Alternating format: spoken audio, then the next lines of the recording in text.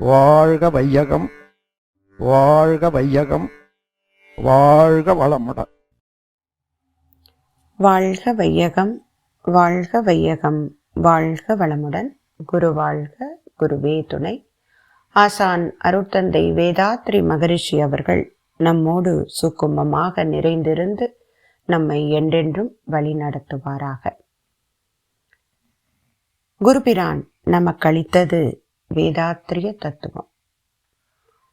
அந்த தத்துவங்களை விளக்கும் போது மகரிஷி ஒரு வார்த்தை குறிப்பிடுவாங்க. சொல்லால் மட்டும் நம்பாதே, சுயமாய் சிந்தித்தே தெளிவாய். அப்போ தத்துவங்களினுடைய எந்த விஷயங்களையும் மகரிஷி எளிமைப்படுத்தி கொடுத்திருக்காங்க. ஆனா அதை நாம நம்முடைய சிந்தனைக்கு எடுத்துக்கொண்டு ஆராய்ச்சி செய்து பார்க்கும்போது நிறைய கேள்விகள் வரும், சந்தேகங்கள் எழும். அந்த மாதிரி ஏற்படக்கூடிய சந்தேகங்களுக்கும் கேள்விகளுக்கும் மகரிஷி அவர்களே விளக்கம் கொடுத்திருக்காங்க, நமக்கு தெரியும். அந்த கேள்வி பதில்கள் ஒவ்வொன்றும் அந்த தத்துவத்தை மேலும் ஆழமாக நமக்குள்ளே விதைக்குது. இந்த கேள்வி யாரோ ஒருவருக்கு எழுந்திருக்கலாம், அவங்க கேட்டிருக்கலாம். அதுக்கு மகரிஷி அவர்கள் மிக சிறப்பாக பதில் கூறுறாங்க. அப்போ அந்த பதிலிலிருந்து இன்னமும் கொஞ்சம் நம்ம ஆராய்ச்சிக்கு உட்படுத்தி கொண்டு அந்த தத்துவத்தை மேலும் ஆழமாக விளங்கி கொள்ள இருக்கிறோம். அந்த தொடரில் இன்னைக்கு மகரிஷியிடம் ஒரு அன்பர் கேட்ட கேள்வி, கோள்களினுடைய அலைவீச்சிலிருந்து நமக்கு, நம் உயிருக்கு எப்படி ஆக்கமும் ஊக்கமும் கிடைக்கிறது? இந்த கேள்விக்கு மகரிஷி கூறின பதில இருந்து இன்னும் நாம கொஞ்சம் சிந்தனைக்கு எடுத்துக்கிறோம். மெஞ்ஞானத்திற்கும் விஞ்ஞானத்திற்கும் உள்ள வித்தியாசம் என்ன அப்படின்னு பார்க்கும்போது, விஞ்ஞானம் ஞானத்திலிருந்து மூலம் நோக்கி பயணிக்குமா. இப்போ நமக்கு முன்னாடி அந்த தன்மாற்ற சரித்திரத்தில் இதுக்கு முன்னாடி 5 அறிவு 4 அப்படின்னு போய் பஞ்ச பௌதீக பிரிவுகள், அதற்கப்புறம் விண், அணு, அதில் அந்த நுண்ணிய துகள், அப்படித்தான் போய் விஞ்ஞானம் ஒரு இடத்துல முட்டி மோதி நின்றுடுச்சு. ஏன் அப்படின்னா விஞ்ஞான தத்துவங்களினுடைய அடிப்படை என்னன்னா, புலன்களுக்கு பார்ப்பதை மட்டும்தான் அவைகள் விஞ்ஞான உண்மைகள் என ஏற்றுக்கொள்வார்கள். இப்போ அதனால அவை ஞானத்திலிருந்து மூலம் நோக்கி பயணிக்கும் போது ஒரு இடத்துல நின்றுட்ட. ஆனால் மகரிஷி போன்ற மெஞ்ஞானிகள் மூலத்திலிருந்து ஞானம் நோக்கி பயணிக்கிறாங்க. இப்போ அந்த எல்லையற்ற மூலத்திலிருந்து நாம எப்படி வந்தோம், நாம் வரைக்கும் வந்த அந்த தன்மாற்ற சரித்திரத்தை மகரிஷி விளக்குறாங்க. நமக்கு தெரியும், பிரம்மஞான தத்துவமாக. தோற்றமெல்லாம் அணுக்கூட்ட அமைப்பாய் நிற்க, தோன்றாமல் நிறைந்துள்ள வெளியே எல்லா தோற்றங்களுக்கு ஆதியாய் இடமாய் மற்றும் சொரூப அமைப்புக்கேற்ப சக்தியாச்சு. இது ஒரு வரி. அப்போ பார்க்கக்கூடிய எல்லா தோற்றங்களும் அணுக்கூட்டங்கள். ஆனா அதனுடைய மூலம் என்ன? அந்த எல்லையற்ற சுத்த வெளிதான் அதற்கு இடமாக, பொருளாக, ஏவலாக இருக்கு. அந்தந்த பொருட்களுடைய தன்மைக்கு ஏற்ப அது சக்தியையும் வெளிப்படுத்துகிறது. அந்த நிலையை உணர மகரிஷி நமக்கு தத்துவத்தை கொடுத்தாங்க.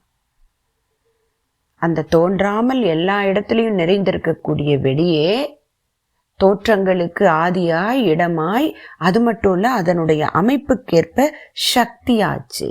சரி, அப்போ அப்படி தன்மாற்ற தத்துவத்துல அடுத்த நிலைகள் வரும்போது அவை முதல்ல பஞ்ச பௌதீக பிரிவுகளாக, அதாவது இறை துகள்களின் தொகுப்பு விண்களின் தொகுப்பு, அடுத்தது விண்களினுடைய வேக வேறுபாட்டுக்கு ஏற்ப காற்று, நெருப்பு, நீர், நிலம் 5ஆக மாறியது. அந்த 5ம் சரியான விகிதத்தில் இணைந்த போது 1 அறிவிலிருந்து 6 அறிவு வரை. அதற்கு முன்னாடி அந்த பஞ்ச பௌதீக பிரிவுகளுடைய கூட்டு தான் நாம பார்க்கக்கூடிய கோள்கள், நட்சத்திரங்கள் எல்லாமே. அப்ப அந்த வரிசையில தானே நாம வந்திருக்கோம். இப்போ ஒரு சின்ன உதாரணமாக, நாம வந்த அந்த 1 அறிவிலிருந்து 6 அறிவு வரைக்கும் வந்திருக்கோம் அப்படின்னா அந்த குணங்கள் எல்லாமும் நமக்குள்ள இருக்கிறத நம்ம பார்க்குறோம் இல்லையா? அந்த ஓரறிவு ஜீவன்கள் 2, 3ன்னு பார்த்தீங்கன்னா ஒவ்வொரு ஜீவனுக்குள்ளே இருக்கக்கூடிய குணங்கள் நம்முடைய செல்களில் பதிஞ்சிருக்கு, அது வெளிப்படுது. இதை ஒத்துக்கிறோம் நம்ம. அதனால்தான் உடல் செல்களில் பதிந்த விலங்கின பதிவை மாற்றுவதற்கு உடற்பயிற்சி உதவும்னு சுவாமிஜி சொல்றாங்க. அப்போ அதே போலதான் அதற்கு முந்தைய தன்மாற்றமாக இருக்கக்கூடிய கோள்கள், நட்சத்திரங்கள். ஏன்னா மனித வாழ்க்கை என்பது தான், சமுதாயம், இயற்கையினுடைய இணைப்பு. அப்ப அந்த இயற்கை என்ற அந்த கோட்பாட்டுக்குள்ள இருக்கிறது என்ன? இந்த உலகத்தில் இருக்கக்கூடிய அனைத்து தோற்றங்களும். அப்போ அத்தனையும் அணுக்களின் கூட்டம். பாரதி சொல்வார் இல்லையா, காக்கை குருவி எங்கள் ஜாதி, கடலும் மலையும் எங்கள் கூட்டம். அப்ப அது போல பார்க்கக்கூடிய இந்த பிரபஞ்சத்தில் இருக்கக்கூடிய எல்லா பொருட்களும் அந்த அணுக்களின் கூட்டு இயக்கம்தான். அப்ப அந்த கூட்டு இயக்கத்துல அந்த பரம அணுக்கள் எப்படி சுழல்கிறதோ அந்த வேகத்திற்கு ஏற்ப அங்கிருந்து வெளிப்படுகின்ற காந்த ஆற்றல் ஒரு ரசாயனத்தை உருவாக்கி கொண்டே இருக்கு. அப்ப ஒவ்வொரு பொருளிலிருந்தும் ஒரு அலை வந்துகிட்டே தான் இருக்கு. அந்த அலைகள் எப்படி இயங்கும், அதனோட தத்துவம் நமக்கு தெரியும். எந்த அலையா இருந்தாலும் மோதுதல், பிரதிபலித்தல், சிதறுதல், ஊடுருவுதல், ஊடாடுதல். அப்ப இந்த 5 இயக்கங்களும் ஒரு அலை ஆக இருக்கக்கூடிய தன்மைக்கு இருக்கக்கூடிய கோட்பாடுகள்.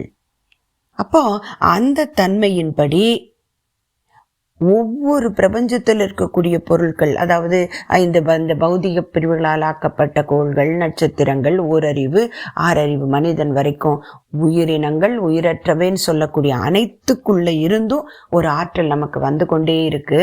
அந்த ஆற்றல் நம்முடைய உயிரில் பதியும் போது அந்த ஈர்ப்பு நிலைக்கு ஏற்ப ஒரு மாற்றத்தை ஏற்படுத்துகிறது. மகரிஷி சொல்லியிருக்காங்க இல்லையா, நமக்கு ஆற்றல் எங்கிருந்தெல்லாம் கிடைக்குதுன்னு சொல்றாங்க.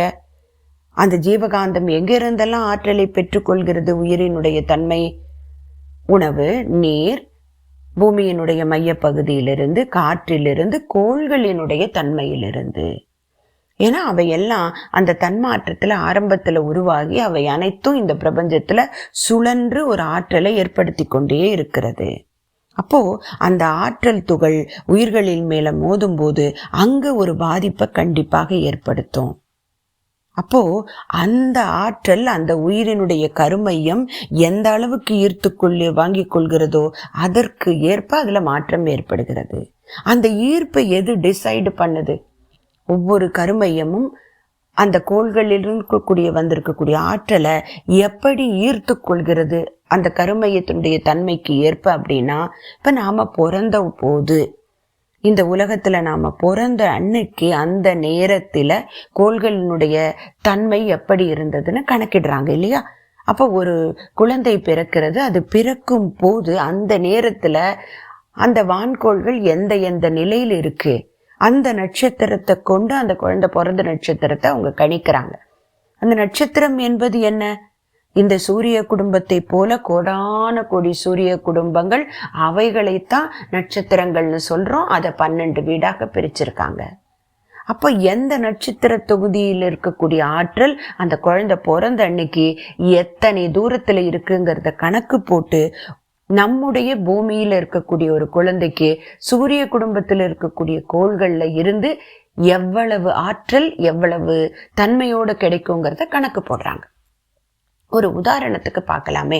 இப்போ ஒரு குழந்தை பூமியில பிறக்கும் போது புதன் என்கின்ற ஒரு கோளை உதாரணமா எடுத்துக்கலாம். புதன் பூமியிலிருந்து 3 கோடி மைல் தொலைவில் இருக்கு. பூமி எவ்வளவு தூரத்தில் இருக்கு? 9 கோடி மைல் தொலைவில் இருக்கு. அப்போ புதன் பூமியினுடைய தன்மை அந்த அதே டைரக்ஷன்ல இருந்ததுன்னா புதனுக்கும் நமக்கும் எவ்வளவு தூரம் வித்தியாசம்? 6 கோடி மைல்கள் தூரம் வித்தியாசம். ஆனால் புதனோ 88 நாட்களுக்கு ஒரு சுற்று சுற்றி வரும், பூமியோ 365 நாட்களுக்கு ஒரு சுற்று சூரியனை சுற்றுது. அப்போ ஒரு குழந்தை பிறக்கும் போது புதன் சூரியனுடைய அந்த பக்கம் சுற்றுப்பாதையில இருக்கு, பூமி இந்த பக்கம் 3வது சுற்றுப்பாதையில இருக்குதுன்னா அப்ப தூரம் எவ்வளவு? புதனுக்கும் பூமிக்கும் இங்கே 9, அங்கே ஒரு 3, 12 கோடி மைல் தூரம். அப்போ அங்கிருந்து வரக்கூடிய ஆற்றல் வித்தியாசம் இருக்குமா இருக்காதா? அப்ப இதைத்தான் மகரிஷி சொல்றாங்க, ஒவ்வொரு குழந்தையும் பிறக்கும் போது எந்தெந்த கோள்களினுடைய தொலைவு எந்த இடத்துல இருக்குதோ அதற்கு ஏற்ப அலைப்பதிவுகளை அந்த நேரத்தில் எந்தெந்த அலை நீட்டத்தில் நம்முடைய கருமையம் வாங்கி இறுக்கி வச்சிருக்கோ அதே போல அந்த கோள்கள் பூமிக்கு அருகில் வரும்போதும் விலகி செல்லும் போதும் வெவ்வேறு விதமான ரசாயன மாற்றங்களை ஏற்படுத்துது. அப்போ ஒரு கோள் இன்னொரு கோளோட சேர்ந்து வரும்போது ஒரு வகையான மாற்றம், மாறி வரும்போது வேறு வகையான மாற்றத்தையும் கோள்களுடைய அமைப்பு நம்முடைய உடலில் ஏற்படுத்துகின்றது. அப்ப இந்த அலைவீச்சிலிருந்து தான் நாம சக்தியை பெறுகிறோம். அந்த சக்தி ஒவ்வொருவரும் பிறந்த நேரத்தில் கோள்களினுடைய அமைப்பு எப்படி இருந்ததோ அதற்கு ஏற்ப அந்த கருமையங்களுடைய ஈர்ப்புல மாற்றம் ஏற்படுகிறது. இப்போ ஒரு 100 செடி பூந்தொட்டியில வைக்கிறோம், எல்லாவற்றிலும் விதைய போடுறோம், ஒரே மண்ணு ஒரே தண்ணீர், ஆனாலும் அந்த விதைகள் எந்த அளவுக்கு ஈர்த்து கொள்கிறதோ அதற்கு ஏற்ப செடிகள்ல வித்தியாசம் இருக்கு. அதே போலதான் பிறக்கக்கூடிய நேரத்திற்கு ஏற்ப ஈர்க்கக்கூடிய ஆற்றல்கள்ல வித்தியாசம் இருக்கு. கோள்களிலிருந்து வரக்கூடிய ஆற்றல்கள் உயிரில் இப்படித்தான் தாக்கத்தை ஏற்படுத்துகிறது என்கின்ற மகரிஷியினுடைய விளக்கம் நம்முடைய கருமையம் மேலும் ஆழமாக வாங்கி இருப்பு வைத்துக் கொள்ளட்டும். மேலும் தத்துவங்களையும் மகரிஷியினுடைய கேள்வி பதிலோடு தெரிந்து கொள்வோம். வாய்ப்புக்கு நன்றி. வாழ்க வளமுடன். வாழ்க வளமுடன். ஸ்கை வேதாத்ரி அமுதம் சேனலை சப்ஸ்கிரைப் பண்ணாதவங்க சப்ஸ்கிரைப் பண்ணுங்க, பெல் பட்டனை டச் பண்ணுங்க. அப்போ தான் நாங்கள் போடுற எல்லா வீடியோஸும் உங்களுக்கு கிடைக்கும். நன்றி. வாழ்க வளமுடன்.